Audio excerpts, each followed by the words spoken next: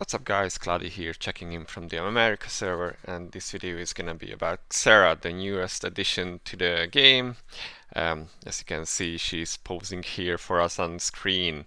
Looking at her, I really do like her design. Both the clothes are really well worked out. I like the small details of the signs on her, so she looks really nice. Does show plenty of skin, and for those of you who like to check on those kind of things, she's wearing black. Her unique weapon looks like some sort of weird snake, and her hairstyle is a bit like, well, she looks like a bit like a short-haired Xerah. Probably that's why I'm always confusing the two of them, at least name-wise. Her motions are, yeah, okay, scarecrow mode, and yeah, you just had to see that. Alright, so yeah, really do like her design. Let's see what she can actually do. So let's go to her skills, shall we? She is a wizard and she does magic damage in a bit of an AoE, but not more like splash kind of AoE, so not terribly AoE heavy. Let's see. So her first skill is Orbs of Darkness, which throws 6 orbs. So this is a 6-hit skill at an enemy, and there is a splash damage around it in a circle range, a small range. When Xerah enters her Darkness Awakened state, the damage of these orbs is doubled. Also, there is no cooldown on them. And when she has level 1 Crest of Extortion, she destroys any shields with this skill. So this is pretty nice, actually, especially if you are fighting shielded targets, say in PvP.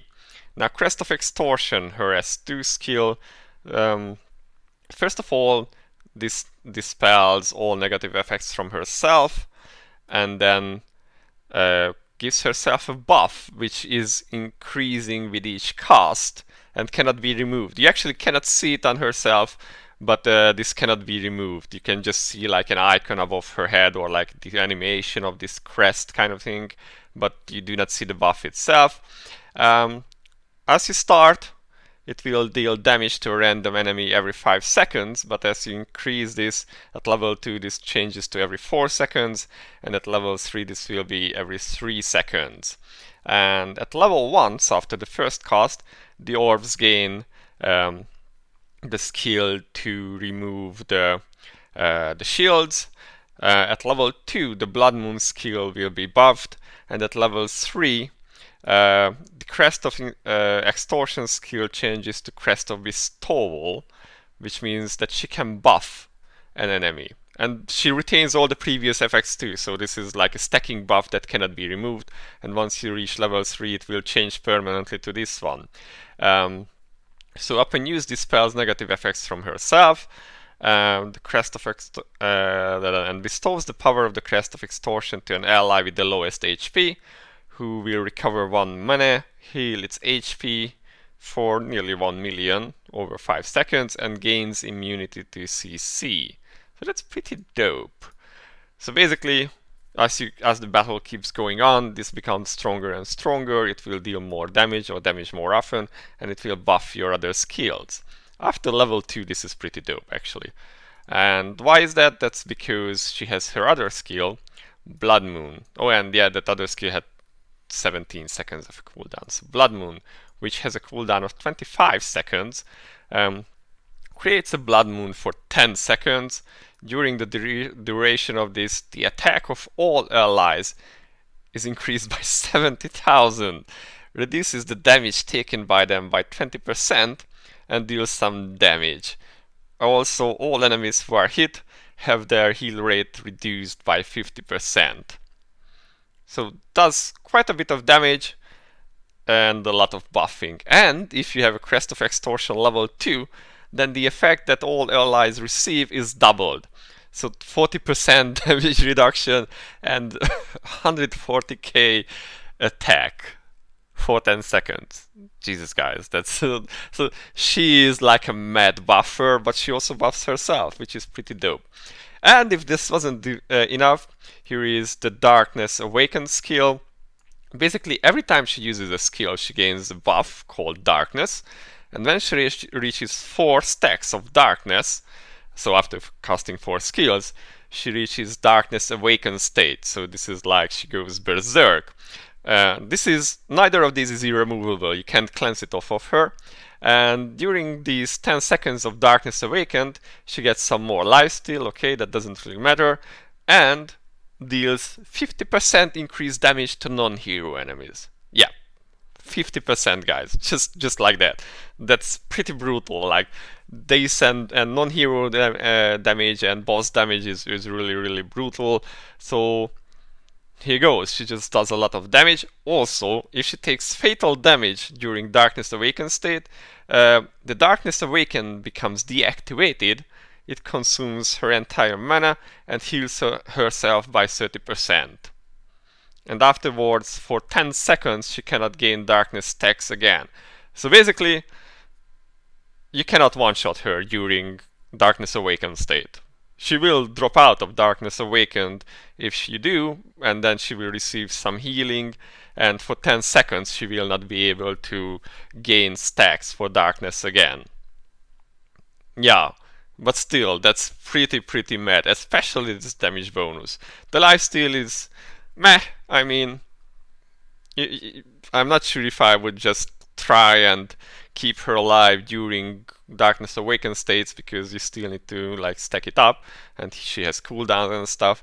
But yeah, more healing, but the more damage is really cool. And as we have seen with her Orbs of Darkness, during Darkness Awakened, these deal double damage and have no cooldown. Yeah, pretty dope. Now if you go over to her Transcendence perks, I started like picking the skills I would use or perks I would use as a DPS. Obviously you take more attack, you take the monster hunting, because this is just really basic. Circuit Burst, it just gains a lot of damage from this one, so unless you are dying, it would be like really not good to not pick this one. And after this, the choices become a little bit more interesting, let's say. Let's see what she has. So, Orbs of Darkness Light. Often used, recovers 1 orb of mana. Now, I didn't really get into this, but this is 2 mana. This is 3. Crest of Bestowal is only 2, so you save 1 here, and Blood Moon is 4. So she is really mana hungry. And remember, this skill becomes spammable for 10 seconds or even more when you are in Darkness Awakened state. So I feel like you will probably not enter with a 6 mana bar anyway. So this will be really useful. This decreases the mana cost of the Orbs of Darkness by 1. So you have a higher chance of being able to spam it for the entire duration of darkness. Now there is another option here, which is increasing the mana cost, which makes it to 3, and the target will be the highest attacker. So definitely a PvP skill, but this means that her damage skill will cost you 3 mana, so it's not really a fast cast skill in PvP, which can be a problem. Let's move on, let's see what else we have. So Crest of Extortion, Crest of Bestowal gains immunity to all damage while in use. So this would be, I guess, while you are casting it. Otherwise, that would be just too brutal, because this cannot be cleansed or removed. So this has to be just during casting. But even then, you can dodge some attacks with it if you are really good with timing. Also, there is a cleanse built into this, so she will cleanse and not take damage during the cast. That's pretty nice. The other option is, for the duration of the Crest of Bestowal effect, the ally takes 20% reduced damage. Now, this might be good in PvP if you can get to Crest of Bestowal, because you need to cast it 4 times for that. But also, if you are running longer battles, this could maybe be nice. 20% reduced damage. And because if you will check her unique treasures, you can actually make it so that this hits 4 people instead of just 1. So not too bad. Optional, but could be useful. Let's see, this one, Blood Moon's mana cost is increased, so now it's 5 mana. Is it 5 or 4? Wait, it's 4 by default, yeah. So now it's 5 mana instead of 4. dispels negative effects from self, and for the duration, so for 10 seconds, continuously dispels negative effects from all allies. So if you are in a battle where you are getting a lot of debuffs, this might be useful. I'm not sure I would go with this if I was gonna use her as a supporter, unless there is a very specific battle where you really do need this kind of continuous cleansing effect. Now moving on to the other skill, increases the magic damage enemy takes by 30% for the duration of the skill. So 30% for 10 seconds. Not bad, not great. If you are fighting a boss that has specific downtime burst periods, then this could be good. 30% is nice. I mean, it's alright for 10 seconds. And do remember that this is coupled with all the massive attack buffs that your team also receives. So this could be alright-ish, but it costs you one Transcendence perk. Now the Darkness Awakened perks are really interesting. The light one changes the damage boost effect against non-hero enemies to 100%. Yeah, that's 100%. Instead of 50%, now you have 100% damage boost. I don't really need to explain how brutal this is. The other one, which is also very interesting, at the beginning of every battle enters Darkness Awakened state, but becomes unable to gain Darkness stacks for 40 seconds. So that means that for 10 or a bit more seconds every time you enter a battle, you will be in darkness form, but then for 40 seconds you will not be able to gain any stacks. So this means that either in PvP, where you don't want to be instantly killed, or in certain fights, like say story mode battles, or in Eclipse, you could use this to open up in Darkness Awakened state every single stage. That sounds not bad. Because remember, during Darkness Awakened, your orbs do double damage and have no cooldown, so you could just really spam away. So she might be an Eclipse character, actually. I wanna see that, if she can do that. Not quite sure, but she could be good. My only concern is that she is not through AoE, and she might not be able to clear out all the monsters in 10 seconds. She does need to do a lot of damage for that. Moving on, her tier 5 dark is a little bit underwhelming in my opinion. So every skill attack or normal attack will increase the magical damage the target takes by 2% for 10 seconds and reduces their heal rate by 2%. So this can be stacked up to maximum 10 times, which makes it 20% magic damage and healing reduction.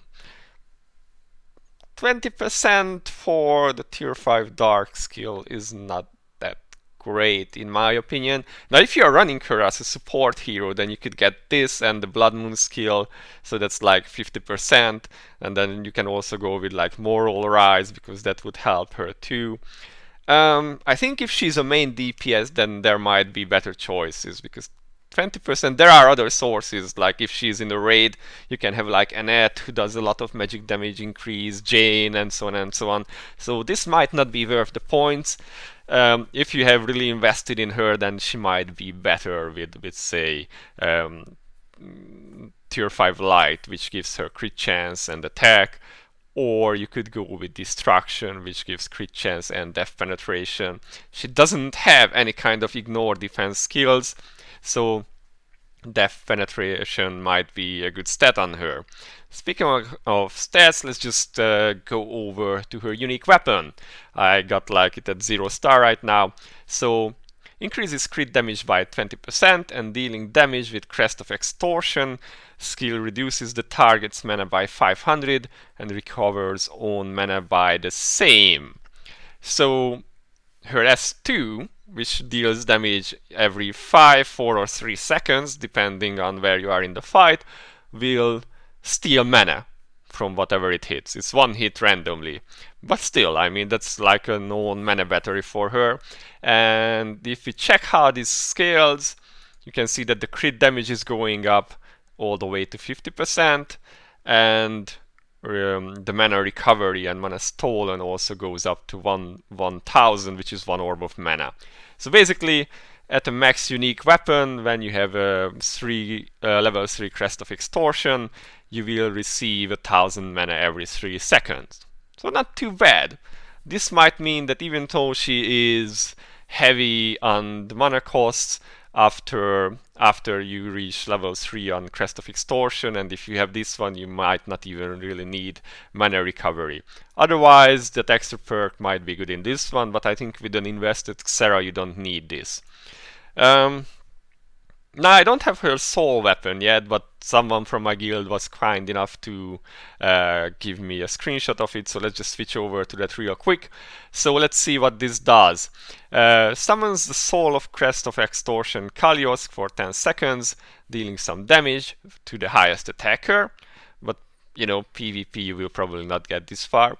For the duration of the soul, so 10 seconds, reduces the target's attack by 20% and their mana by 250 every second. So this is a continuous mana drain for 10 seconds and increases own attack by 30%. Okay, so alrighty, 30% attack increase is nothing to really laugh at.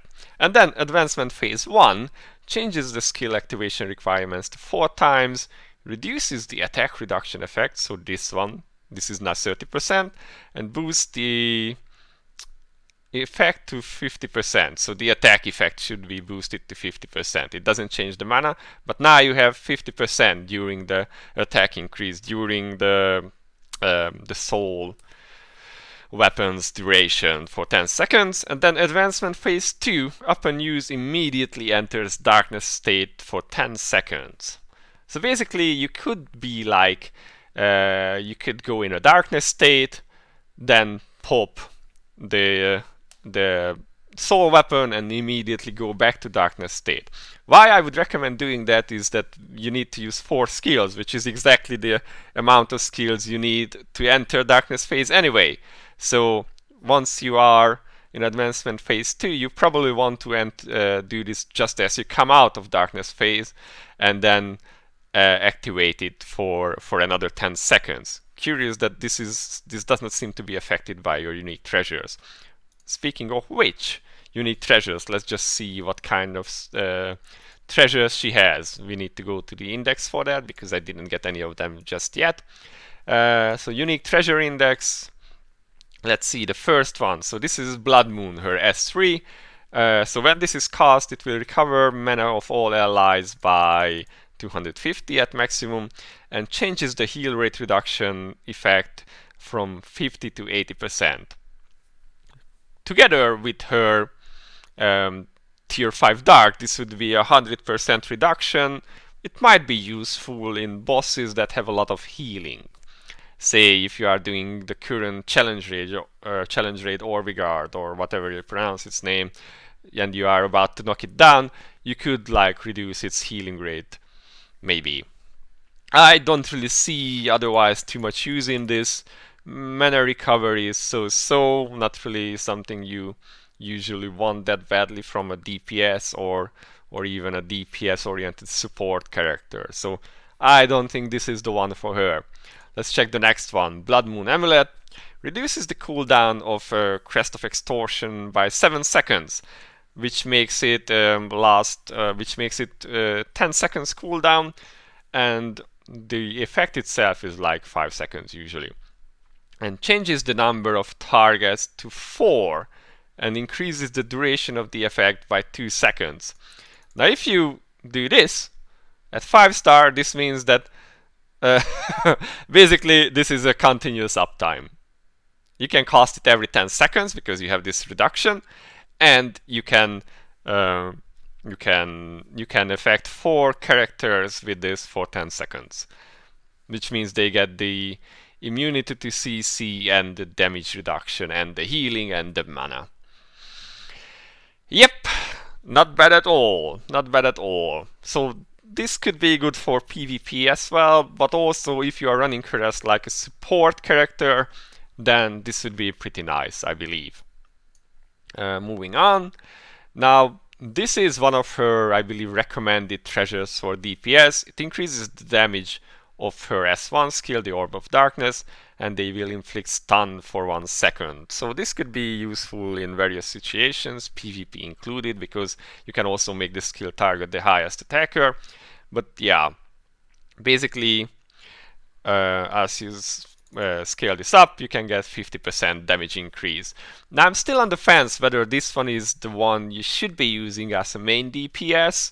50% is not bad, but you already get a 200% increase during Darkness Awakened phase, and that one might be better, because if you go to this one, Darkness Awakened phase, the duration of the Darkness Awakened phase is increasing to 5 seconds by 5 seconds, sorry, at 5-star, which means that you now have 15 seconds of Darkness Awakened state, during which you receive the 50 or 100% extra damage to non-hero enemies, and your orbs do double damage and have no cooldown, so you can go spamming at them. And I think this might be better, unless you are fighting something where you really need to do damage at a certain time and it's not longer than 10 seconds, which is the duration of Darkness Awakened. For instance, if you were to use her in Xanadu, her downtime is exactly 10 seconds, so there probably the extra 5 seconds don't really do you anything, unless you make it so that, yeah, you can play around with it. But I think unless you are really in a specific fight that needs specific burst phases, you want to use this one. This is what I feel like. Yeah, unless it's like, if you are using her as a support hero, the extra stun could be good, but 1 second is not that great. I would rather go for UT2 then. Yeah. Also during so after receiving fatal damage, you cannot gain darkness stacks for 5 seconds instead of 10. So basically this just makes her a lot harder to kill during Darkness Awakened, because you will only drop out for 5 seconds, and after that you can start receiving the stacks again and get back into Darkness Awakened. So yeah, her skill set is pretty nice. She can be used as a main DPS. She can be used as a support DPS, or even a buffer and healer. So very versatile, has high damage potential due to the non-hero damage skill, and she gives great buffs to the entire team if you build her that way with UT2. So let's just see how her skills actually look like in action, because we haven't seen that. Let's go to skill info. Now she is wearing gear right now because her skills are extremely slow to cast. With around 1500 speed, so 500 from gear, you can see that she is casting fairly normally. And I have played around a bit with her damage sequence, and I think this one will be really effective. You can open with her S1, because this has only 5 seconds cooldown. Then you use her Crest of Extortion. You can see the effect here above her head. This is all you will see from it. And you can see number 2, this is the darkness count. So I cast this again. Now we are at 3. And the moment I start casting her as 3, she will enter Darkness Awakened phase, but she will still be stuck in the casting animation. So the buff is already ticking, but you can't cast any more spells. And that's why speed becomes really important for her. Let's just see. So I'm casting this and queuing up dark orbs, so you can get 1, 2, maybe 3 orbs off during a darkness phase with around 1500 speed. If it's lower, I could get like 2 barely out during this. Now Blood Moon has a long animation cost, however it gives massive buffs to you.